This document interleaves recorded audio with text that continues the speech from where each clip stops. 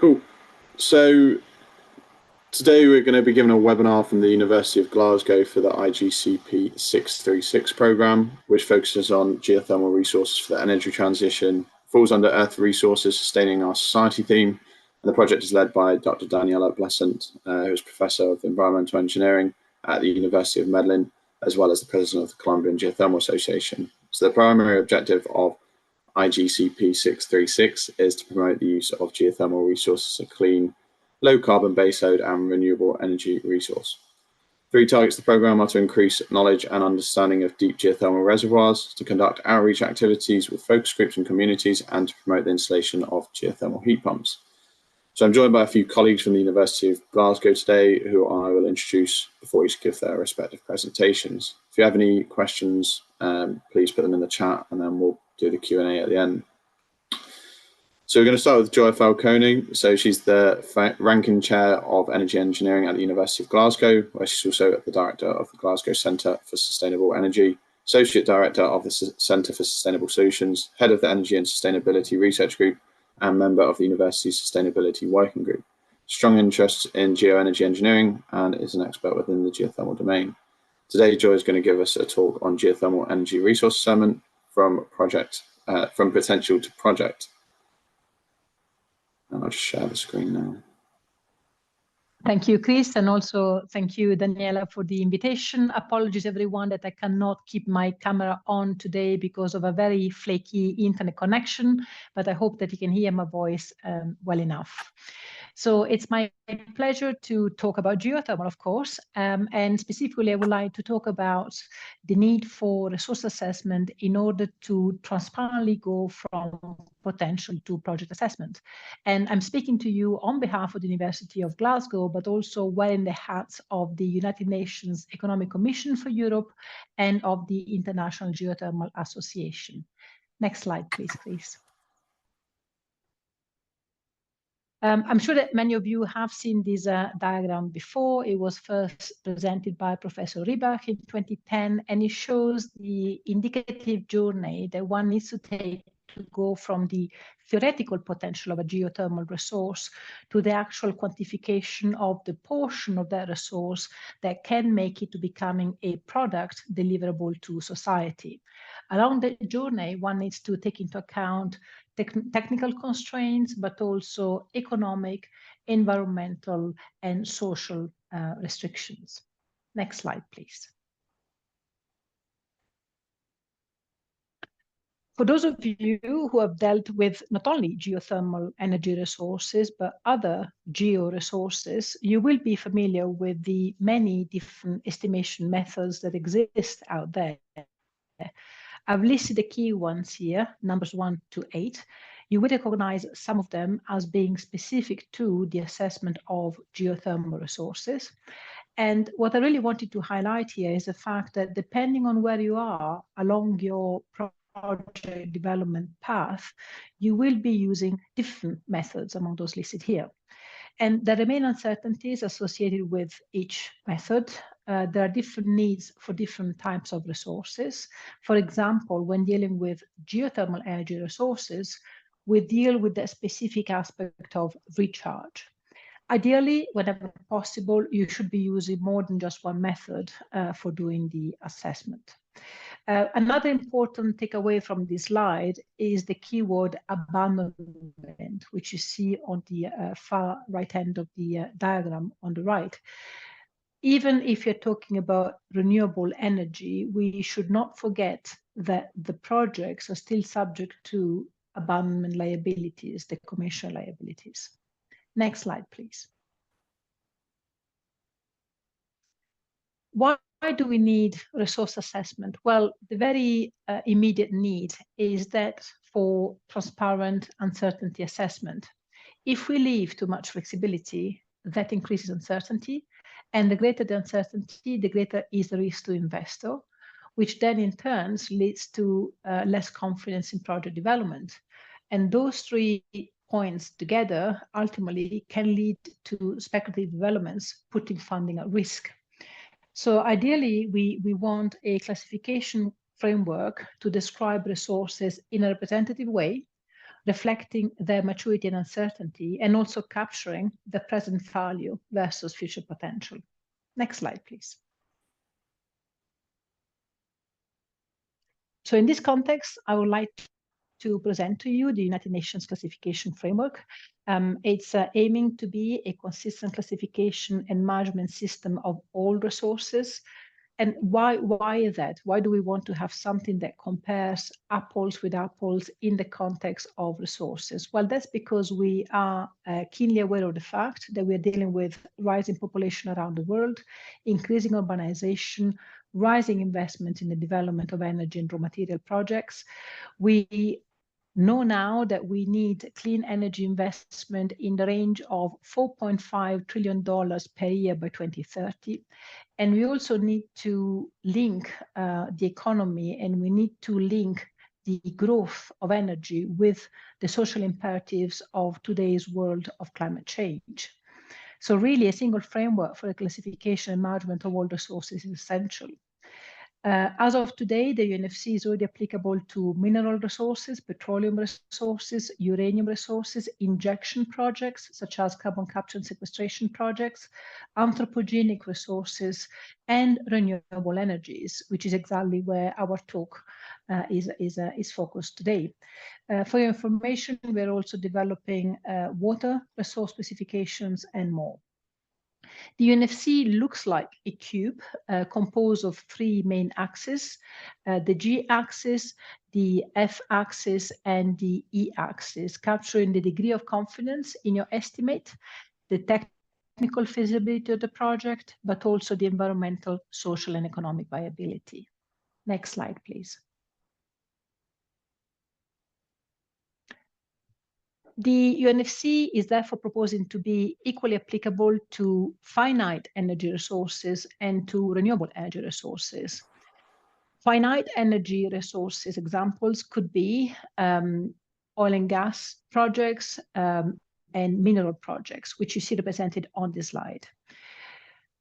In the way we tackle these resources, we go from a natural accumulation or deposit underground. We then superimpose a man-made project to process the raw materials and make them suitable for sale or use at the end point. So in this context, the project is the level at which a decision is made as to whether you want to proceed or not, i.e. whether you want to spend the money or not.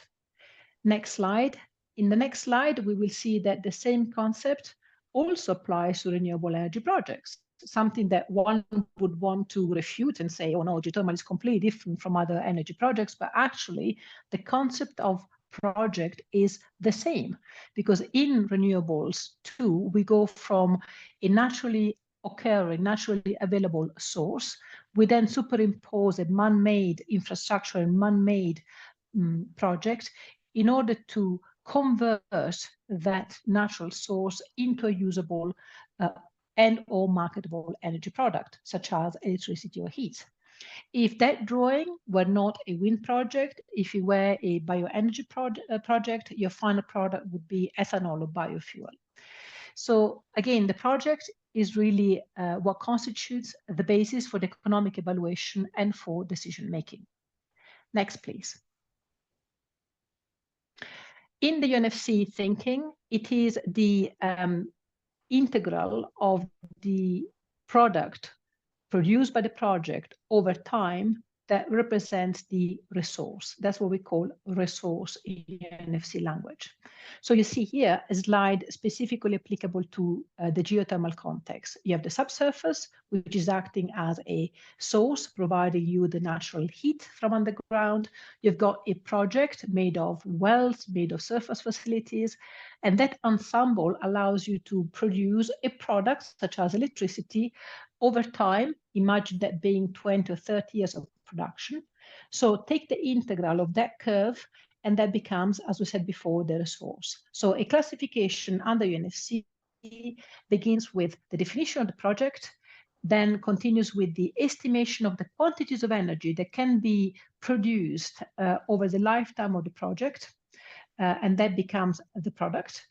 And then finally, the exercise completes with the classification of the resource along those E, F, and G axes of the UNFC. Next, please.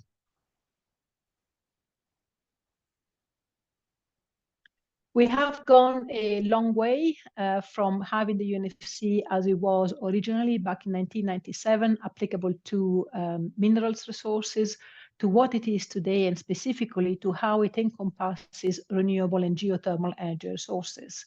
We first produced a set of geothermal energy specifications in 2016.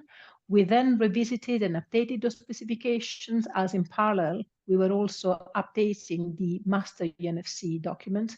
And in October 2022, we produced an updated set. Along this exercise, we have appreciated more and more the role of renewable energy in the sustainable future mix. And what we're doing is really aimed at satisfying the needs of multiple stakeholders, such as investors, regulators, governments, and consumers. Next and final slide, please. So this is just to show you how we have seen the growing interest and the growing uptake of UNFC for geothermal around the world. In 2020, we went around the Caribbean, we went to Ethiopia, we went to Indonesia, and we worked very closely with the local stakeholders through a series of workshops and training programs. And then we produce a document jointly with the IGA, the SMAP, World Bank, and the IRENA. There was then a first in the world in 2022 when the state of Queensland in Australia made it compulsory, let's say, the use of UNFC for the classification of geothermal energy resources. We have seen lots of activity in Central America, and it was very recently again that the Energy Ministers Council instructed the application of UNFC for the energy transition.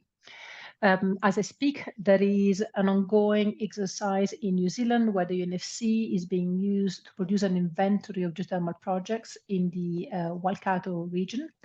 And finally, for those of you who are planning to attend, there will be a 2-day pre-conference UNFC course in November at the African Rift Geothermal Conference. Next, please, just to say really thank you for listening. We really think it is absolutely important to use geothermal resource assessment as a way of highlighting the key role that geothermal energy can play in the energy mix. It's not just about how much electricity we can produce, but also how much additional benefits from a social, environmental, and economic aspect geothermal projects can bring. Thank you very much. Cool. Thank you, Joya. So now we're moving on to our next talk, which is from David Banks, who's a senior research fellow in the School of Engineering. He's a hydrogeologist and environmental geochemist with over 35 years of experience in industry and academia. He's contributed to laying the foundations of the science of thermogeology in the UK. And today, Dave is going to share some of his experience of shallow geothermal systems and mine water in the UK. Thanks, Chris. One of the results of having 35 years experience as a hydrogeologist means that I don't know how to operate Zoom. So just bear with me while I try and share my screen. Give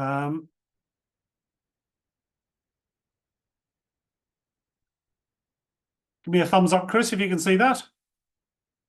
Cool.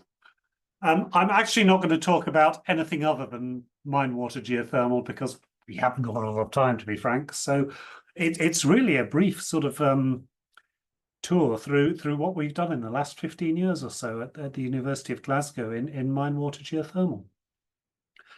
I'm sure almost all of you know that the UK is sitting on vast historic coal resources.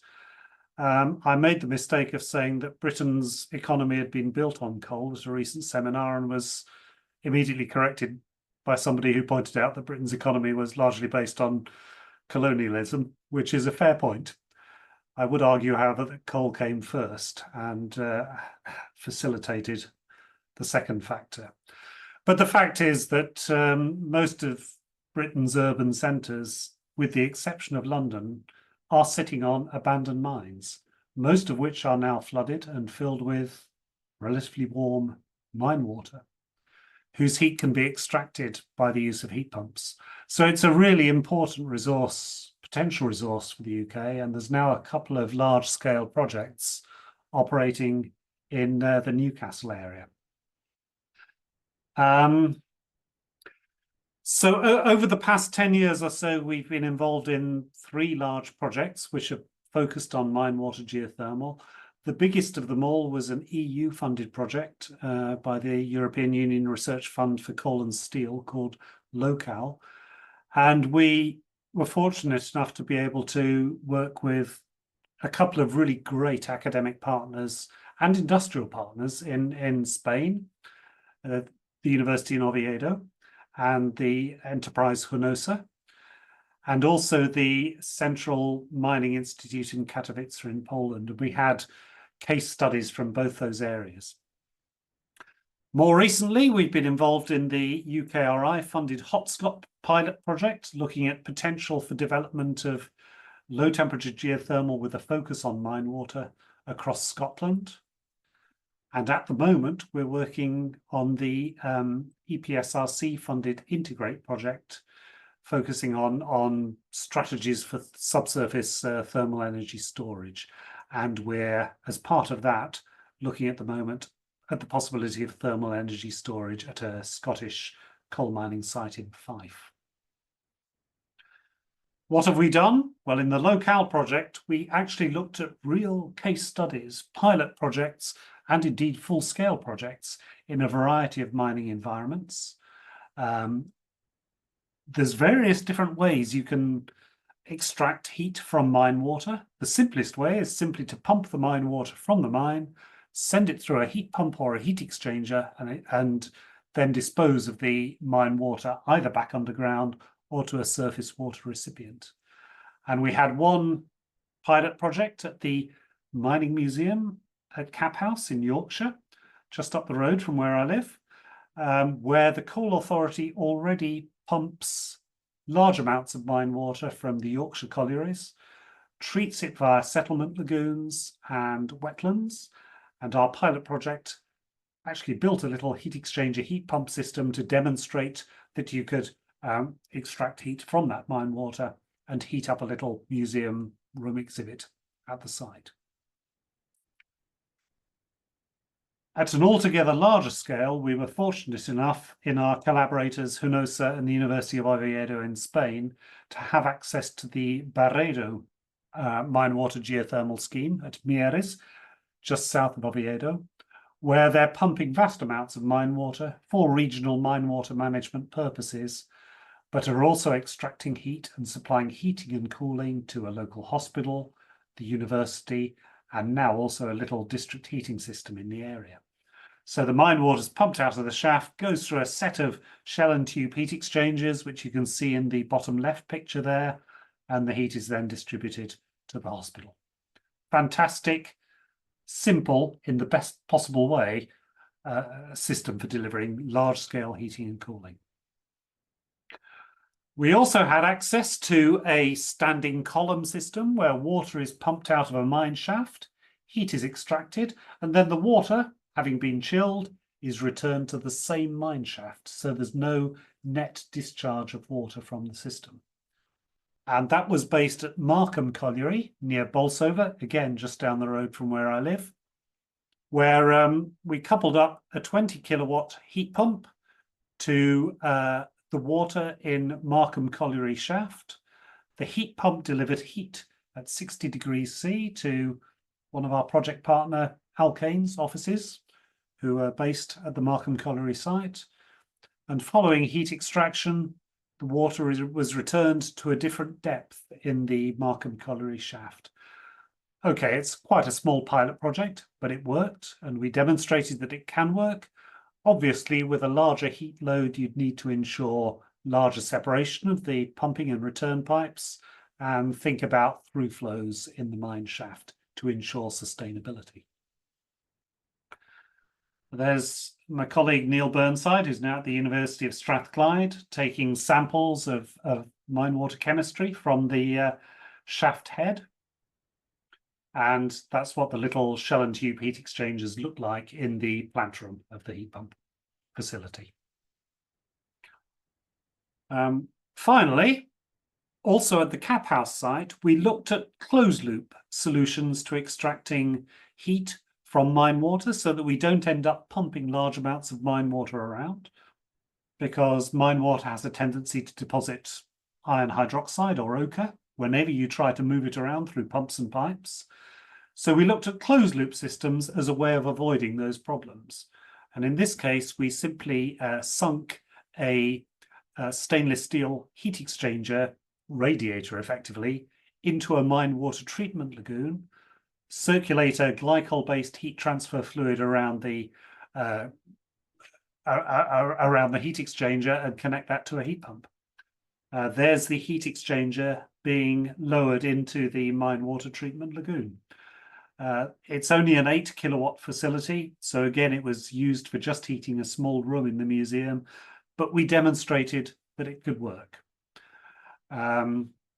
which is rather satisfying because I think that was the first time that had been done in the UK.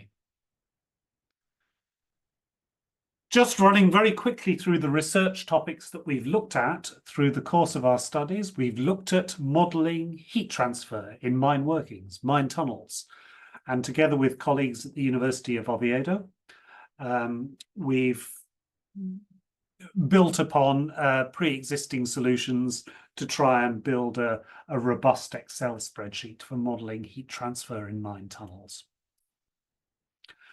We've spent quite a lot of time looking at problems of scaling and corrosion in mine water systems, and there's plenty of examples around of where problems have been encountered. Here's an example at a mine water geothermal scheme in Scotland called Lumfinans, where a proper re-injection main wasn't constructed into the injection borehole.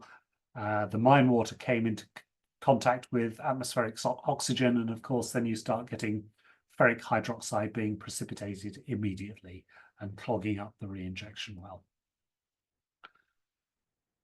We've also had plenty of successes by trying to keep air out of the system and to minimize contact with atmospheric oxygen. We've minimized the oxidation of iron in the water and thus minimized the potential for iron hydroxide scaling. So this is the system, the shell and tube heat exchanger at Markham after 2.5 years of operation.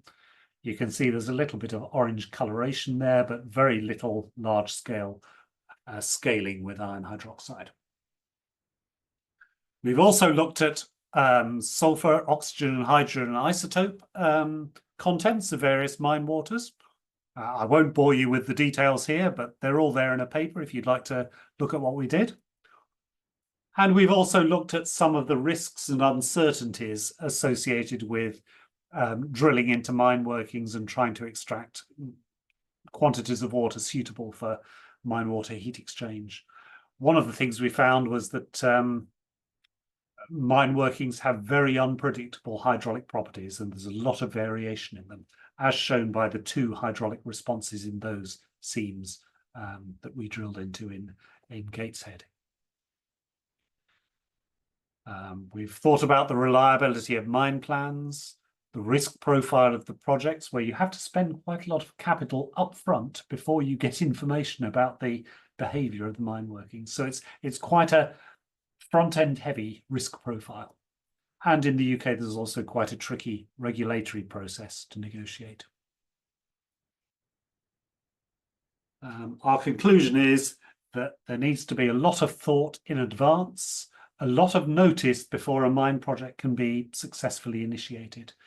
Here's a couple of photos of a mine water project which wasn't successfully initiated. The Coal Authority have a mine water pumping and treatment site at a place called Woolley in Yorkshire. While it was being operated, while 100 litres per second or so of mine water being pumped from this site, a housing estate was developed around the top of the shaft, and nobody really thought of the idea of using the mine water as a source of heat. So you've got gas heating in a housing estate sitting on top of a mine water pumped resource. that's pretty much all I'm going to say. I'm going to leave you with a little slide showing some of the publications that we've produced over the last couple of decades or so. We haven't, in that Glasgow team slide, included the publications of Julian, who's going to be talking next. That would probably double the number of publications, I'm going to guess, because he's going to talk about some of the modelling that can be applied to mine water geothermal systems. Thank you very much for your attention, and sorry about the rather rushed nature of the presentation, but needs must. Right, I'll stop sharing. Cool, thank you, Dave. So, as Dave said, we've seen how we can extract energy from mines from Dave, and now we're going to find out how we can model these complex systems with Julian. So, Julian Mooley Castillo is a research fellow with the Proleptic Geoenergy System Lectureship and has focused on energy storage and modeling and applications, and his expertise spans a wide range of applications such as CO2 subsurface storage, compressed air, energy storage, and geothermal energy applications, more specifically looking at mine water geothermal. So Julian is going to give us a talk about the geothermal mine water heating modeling GEMS toolbox, and hopefully you can show us how we can model it. Thank you. Great, thank you for the introduction, Chris, and thank you for the invite. I'm delighted to be here today. So I'll quickly share my screen. Hopefully that works still.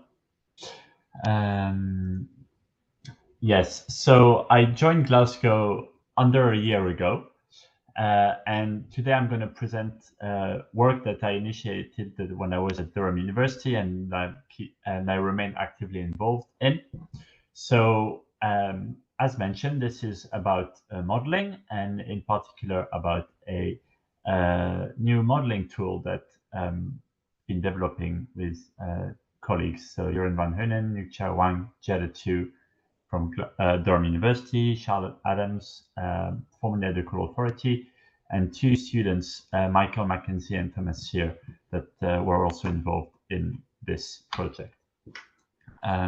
So I'll go briefly about mine water heating. I might even skip that slide actually and go straight into the aims and the rationale behind why we decided to build a brand new tool, basically. Then I'll explain to you briefly how it works and finish on some of the capabilities that are available. So Dave's already mentioned mine water systems and explained that there are quite a lot of ways of getting heat out of disused mines. So I'll just make it clear what the tool we've been developing is aimed at. So here we're looking at systems where you're pumping the mine water from an abandoned mine, you're bringing it up to the surface, you're passing it through a heat pump to extract heat from that water. You send the heat into, for example, a district heating network to provide heat to buildings, and the cooled down mine water is being re-injected in another part of the system that's hydrologically connected to the abstraction point. And what this does is it avoids issues with injection and abstraction flow rates. And the idea is that the re-injected water, as it makes its way back to the abstraction point, should have enough time to reheat to a suitable temperature. So why did we decide to develop a new modeling tool? And what we found was that some of the current approaches that are being used to assess the resource and its sustainability in the feasibility stages of the project appear to be unsuitable and has led to quite a few projects essentially not going ahead. And mainly at the time in discussion with the Coal Authority and with local industry partners and local governments, we found that there was a need to find a tool that could be a bit more robust and simple analytical solutions that quickly break down when you're trying to model a real system, and also something that doesn't necessarily warrant the use of, to be honest, really good software that allows you to build full 3D geological models embedded with your mine in there and model all sorts of processes, if A, you don't have the expertise or the time to build this model, and B, you don't really have the data to populate it. So could there be something to do in the middle that's slightly faster than these complex models, maximizes the use of the data you have at the start of a project, and is reasonably fast? And this is why we decided to build this tool. So again, I'll repeat, it doesn't aim to replace other methods, but rather add a other option that might be better suited to a certain project stage. Okay. We aim to have a fast model so that we can try and understand how the uncertainty we have in our system might affect our project risk. It is designed to be able to use the data that's usually available or easily available at the start of a project in the UK. And it's aimed to inform further data acquisition attempts, and also inform whether you should move on to the next step of your project. So now I'll present to you briefly how it works in 3 simple steps. So the first step is to define your preferential flow pathways using mine plans. So as Dave hinted at, mine plans are far from ideal, especially when you rely on plans that can be 150 years old. But if we're honest about it, it's still probably one of the best guesses that we have as to what's down there, without doing some very expensive additional surveys and data collection campaigns. So in the UK, we're lucky enough that all the abandoned mines, all their plans are being collected by the Coal Authority, which is a government body. And essentially, you can pay for I think around £80 and get your plan and do what you want with it. So it's kind of an easy piece of data that you can get your hands on. Then you can put this in a computer, in a GIS software, and you can digitize it. And we found that the people we're interacting with, whether that was the SMEs or the local governments that are looking to do this, tend to have this kind of expertise available inside their team to be able to perform this kind of simple digitization. Then GEMS Toolbox will take your outputs from the digitization. Here we can see we've digitized 2 seams from 2 different mine plans. And it will compute the steady state flow rate that would be induced by a certain abstraction and reinjection pattern. And you can specify the amount of water that's flowing, the reinjection temperature, and the location of the wells. And you can see here the warmer colors tell you where the water is moving the fastest, and the white and cooler colors tell you where the water isn't really moving fast. And you can already see here that if you're using a volumetric approach to estimate your resource, actually the water is not going to go in a lot of areas of the mine. So you might not really be doing yourself a service by using some of the more simple approaches. Once you've got your flow rate, we compute the temperature distribution in the system. You see here from the reinjection, 5 degrees colder. And as the water travels around the mine, it warms up, goes down to goes down the shaft and travels back to the abstraction point. And as it does so, it heats up. You can see the dashed red line here, and this is just to show you that the mine plans according to the mine plan, at least, there's no direct hydraulic connection between the two sides of the mine here. In practice, you could really easily use this tool to test whether or not there is a connection and what the impact of having a direct connection here would be on your potential system sustainability. So that was it for kind of how it works. And in terms of the capabilities, we currently are able to look at room and pillar and GOF steady state flow with time-dependent heat transport.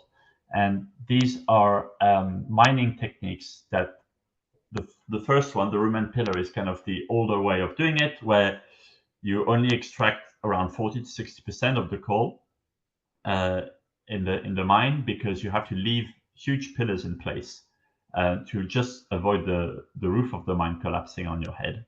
And this is why you get all this kind of grid pattern.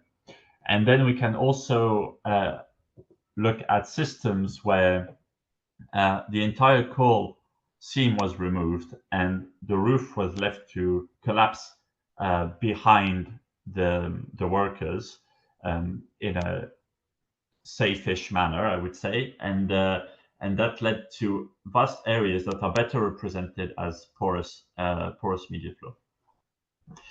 And we can also add groundwater impact on our system, so we can force, essentially flush groundwater into this mine system and see how this might impact the temperature and the flow of our system.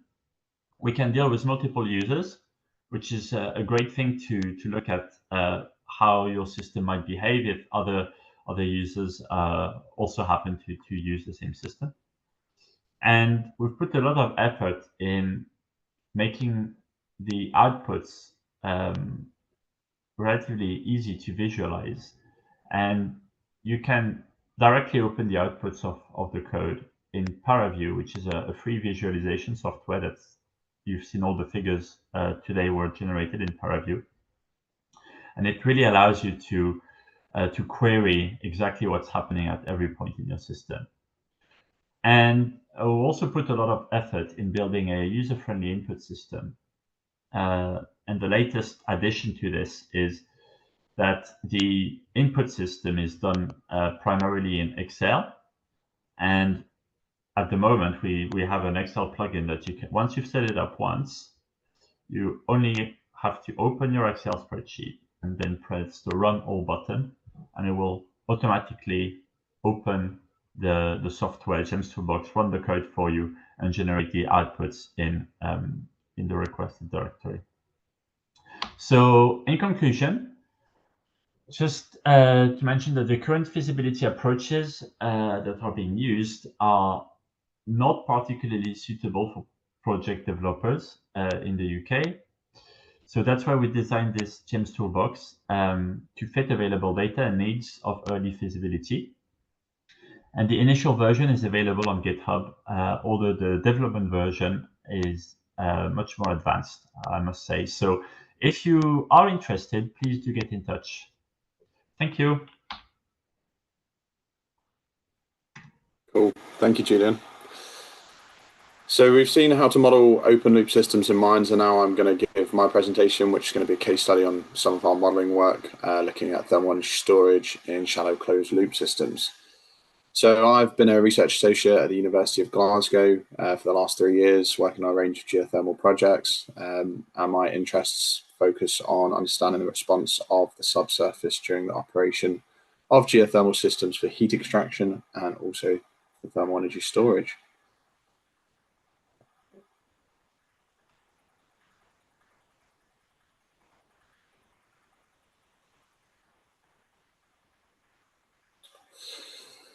Okay, so my talk's just going to be focusing on underground thermal energy storage with specific application to modeling borehole thermal energy storage. So there are a wide range of collaborators from Edinburgh and also Glasgow, who I'll highlight throughout.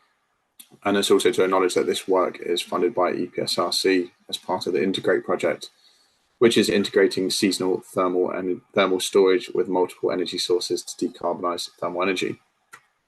don't know about you, Chris, but I can't see your screen.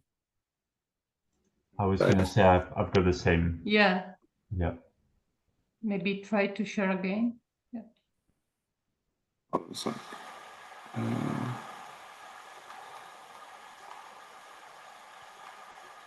you see now? Yes. Yes. Okay, cool. I'm not sure why it didn't work then. Shout me if it stops again. No, that's good. Okay, cool. Perfect. So I'm just going to introduce what borehole thermal energy storage is. So in its simplest form, heat is stored underground in a closed loop system. So boreholes are drilled in an array. This is fitted with the U-tube pipes, as you can see in the diagram on screen, although it can be coaxial. When demand is low, heat is circulated through the system, so you inject the heat through the downward shank before it circulates as a colder fluid to the upward shank. Heat is exchanged through the borehole wall via conduction.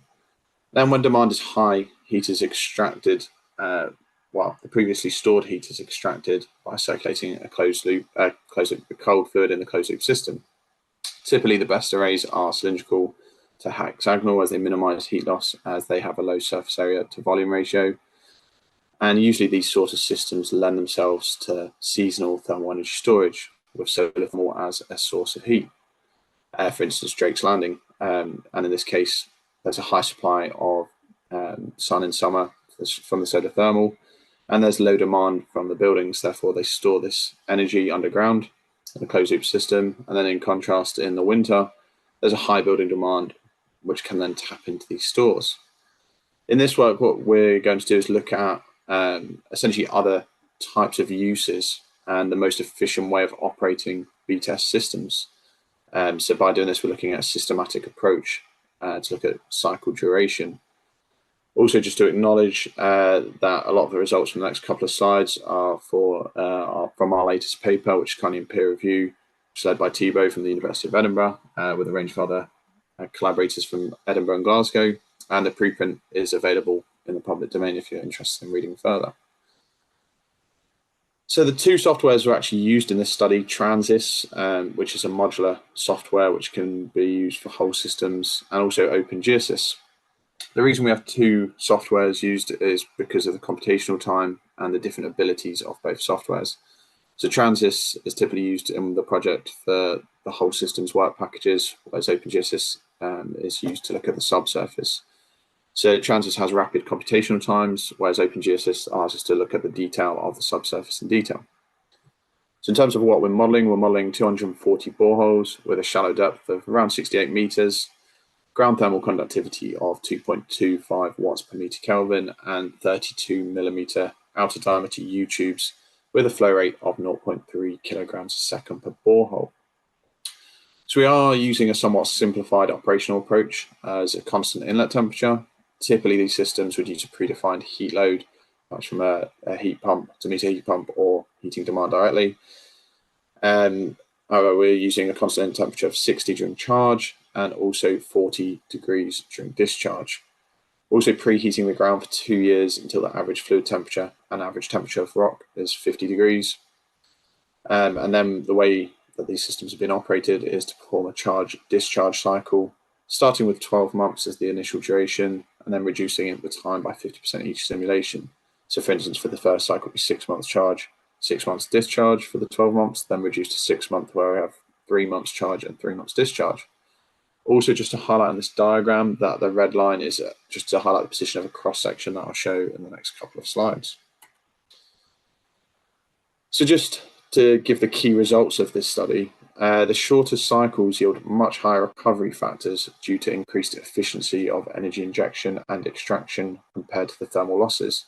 So there's a higher recovery factor.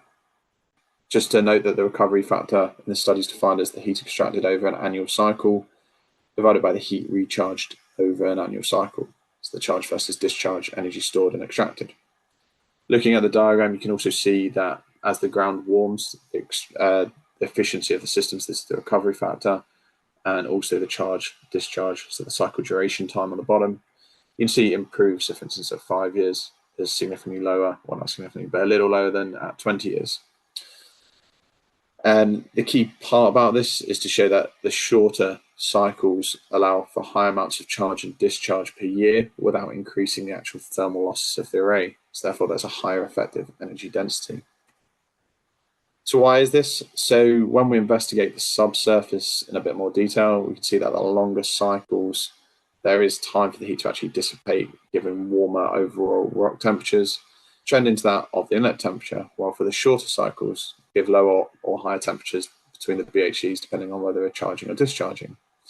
So you can see it on figure 4. So on the top right, this is during the charge period. The red line here indicates the 12-month charge-discharge cycle duration. And this is at the end of the charge period in the last cycle, where essentially the whole rock is approaching that of the charge fluid. Whereas when you look at the shorter durations, it's still that preheat temperature in between boreholes of around 50 degrees. Similarly, you can see this for the discharge period, where again the longer cycle duration is approaching that constant inlet temperature from the discharge period, whereas conversely the shorter cycles we're still hitting that 50 degrees in between boreholes. So essentially what we're seeing is a greater temperature differential between the heat transfer fluid within the borehole heat exchanger and then also the surrounding rock, which thus increases the rate of charge. The other thing to note is that the cycle length does not appear to impact the propagation of heat significantly around the array, and they have similar thermal losses, which you can see in the diagram. Essentially after around 25 degrees, the temperature distribution is pretty constant or similar between all different cycle duration. So therefore what we see is an increased rate of charge to the proportion of the losses for shorter cycles. Just to emphasize this point further, so here are some cross sections through the model. So on the left is a 12-month cycle, top left I should say, and we can see a trend towards the inlet temperatures of 60 degrees without being able to see the individuality of the boreholes, which are dots. So this is an axis symmetric, so this is just a quarter of the initial array.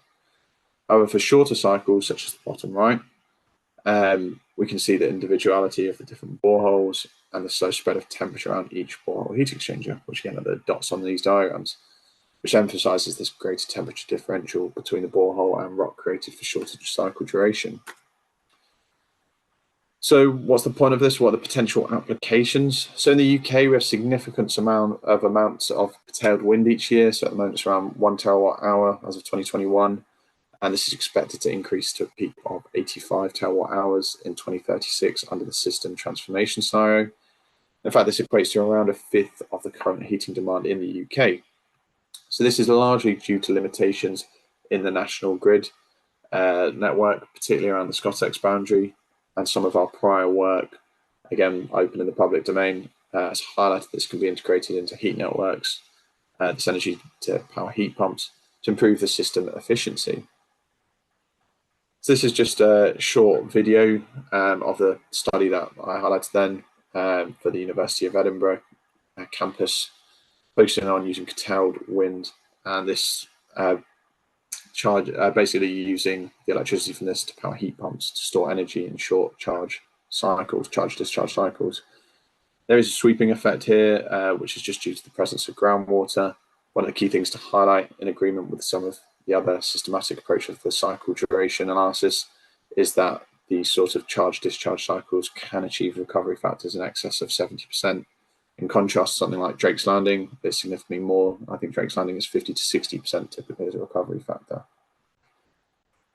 So there are also other innovative applications for the variable supply of waste heat.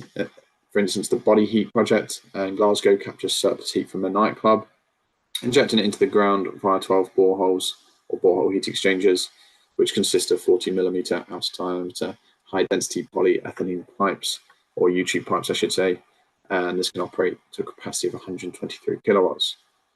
And again, if you want to read more, it's highlighted within this publication. So to summarize, shorter cycle duration does lead to higher recovery factors that can be used for novel applications of thermal energy storage. And this is due to the high temperature differentials, creating high charge and discharge rates in contrast to the thermal losses around the array. And there are a large range of applications that could be used for this charge, such as curtailed wind or waste heat, which could be explored further. Cool.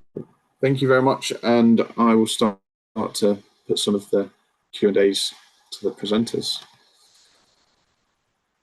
Okay, so I think the first one is to Joya. Can the UNFC framework for geothermal calculate EGS or AGS systems? Thank you, Chris. And I've offered one answer in the chat, basically to say that the UNFC is a classification system. So as is, it doesn't quantify the resources for any type of geothermal project, whether it's EGS or hydrothermal or anything else. However, the classification of EGS and AGS projects under the UNFC is by all means possible.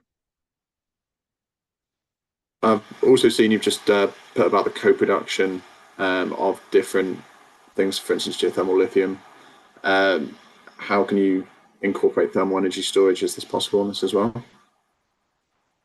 Yes, it's possible, although we also have in parallel under the UNFC umbrella, the anthropogenic resources specification. So if you think about underground thermal energy storage as storing waste heat produced by mankind at the surface, then you just need to check that you're not double booking the same quantity of energy under two different sets of specifications of the UNFC. And the same issue is now emerging also with lithium, in that what we are saying, what we're advising users to do is that if your main project is clearly the geothermal component and lithium is the add-on that makes the economics also easier, then that you should first classify under the geothermal specifications. However, if your project is actually going to be primarily a lithium project with heat co-production being the add-on, then you should be starting from the mineral specifications and then cross over to geothermal. So hybrid utilization of these tools is interesting. Thank you. I'm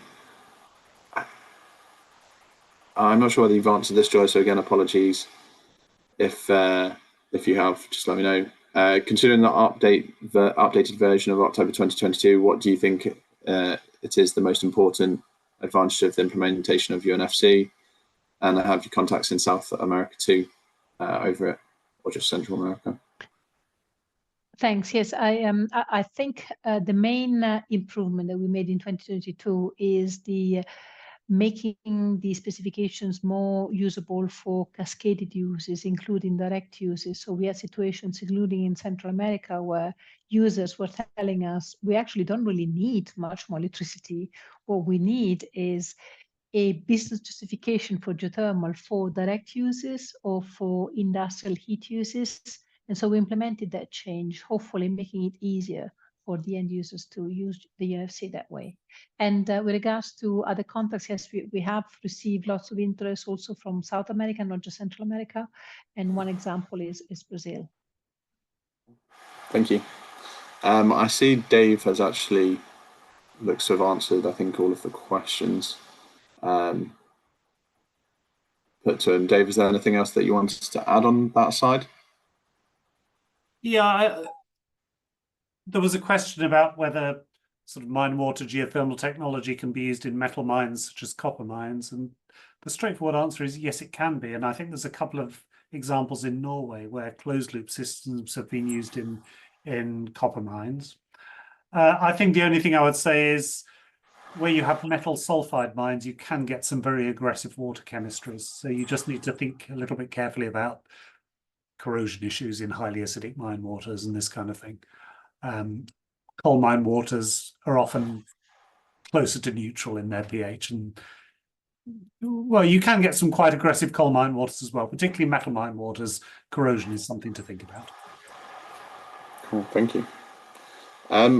Also, I've just seen one which I don't think's been answered for you, Dave, just in terms of why using tracers is not done more regularly in mines. Well, yeah, I've tried to answer it, and to be honest, I think it's a good question, which is, has occurred to me a number of times. I believe we should be using tracers a lot more. The UK GEOS facility in Glasgow has been set up, and it's waiting there for somebody to come along and carry out a dye tracer experiment on. So somebody, for goodness sake, contact the BGS and say, we want to put some dye down the UK GEOS tracer facility.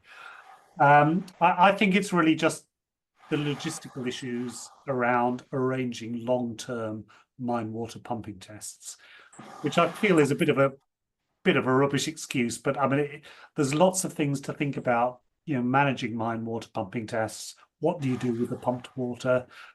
All the permits you need. You probably need an additional permit from the Environment Agency to carry out the tracer test. Nevertheless, I still believe, I agree with the question, we should be doing it more. Yeah. Thank you. I think that's most of the questions that we've got. If anyone else has any more, put them in the chat, or else I think we'll wrap up. Cool. I can't see anything being written in, so I'll thank everyone for attending, and thank you to all the speakers for supporting this webinar today. Thank you very much. Thanks, guys. Thank you. Thank you. Bye-bye. Bye.